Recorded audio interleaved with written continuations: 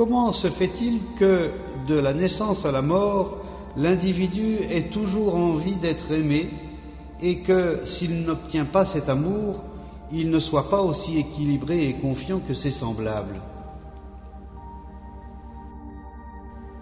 Croyez-vous que ses semblables soient pleins de confiance?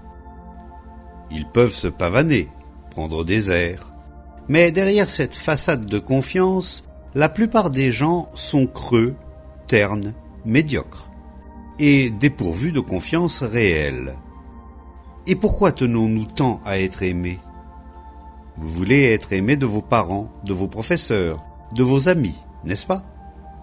Et si vous êtes adulte, vous voulez être aimé de votre femme, de votre mari, de vos enfants, ou de votre gourou. Pourquoi cette éternelle soif d'amour? Écoutez attentivement. Vous voulez être aimé parce que vous n'aimez pas. Mais dès que vous aimez vraiment, c'est terminé. Vous ne cherchez plus à savoir si l'on vous aime ou non. Tant que vous êtes en demande d'amour, il n'y a pas en vous d'amour vrai. Or, sans cet amour, vous êtes brutal et laid. Dans ce cas, pourquoi vous aimerait-on? Sans l'amour, vous n'êtes qu'une chose morte. Et une chose morte qui réclame l'amour n'en demeure pas moins une chose morte. Alors que si votre cœur est plein d'amour, vous ne réclamez jamais d'être aimé. Vous ne demandez l'aumône à personne. Seuls ceux qui sont vides d'amour demandent à être comblés. Et un cœur vide ne peut jamais être comblé en courant après des gourous ou en cherchant l'amour de 1000 autres façons.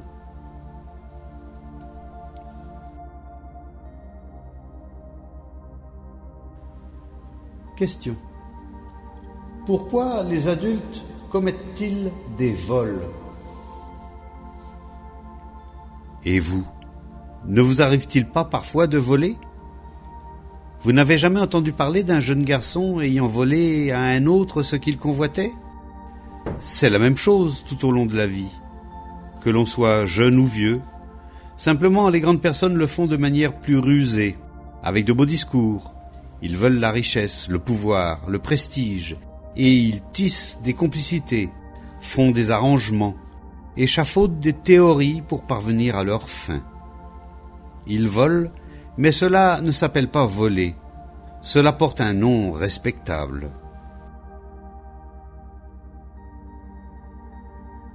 Mais pourquoi volons-nous?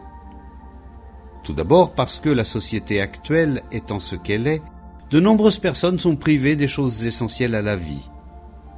Certaines fractions de la population ne sont pas correctement nourries, vêtues ou logées.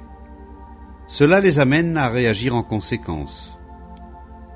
Il y a aussi ceux qui volent non par manque de nourriture, mais parce qu'ils sont antisociaux, selon le terme consacré. Pour eux, le vol est devenu un jeu, une forme d'excitation, ce qui signifie qu'ils n'ont pas reçu de véritable éducation. La véritable éducation consiste à comprendre le sens de la vie, et pas seulement à bachoter pour le succès aux examens. Le vol existe aussi à un niveau plus élevé. On vole alors les idées des autres, on vole le savoir. Quand nous sommes à la recherche d'un plus, sous quelque forme que ce soit, nous sommes évidemment en train de voler.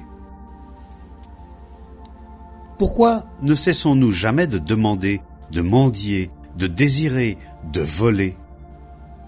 Parce que, en nous-mêmes, il n'y a rien.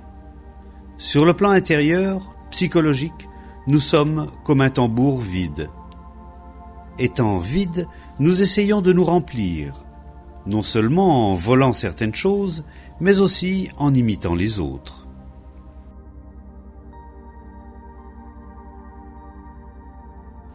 L'imitation est une forme de vol.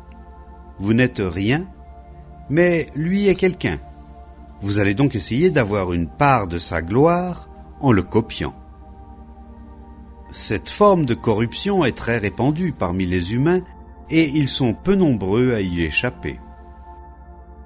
L'essentiel est donc de découvrir si cette vacuité intérieure peut jamais être comblée. Tant que l'esprit cherche à se combler lui-même, il sera toujours vide. Quand l'esprit ne se préoccupe plus de combler sa propre vacuité, c'est alors, et alors seulement, que cesse cette vacuité.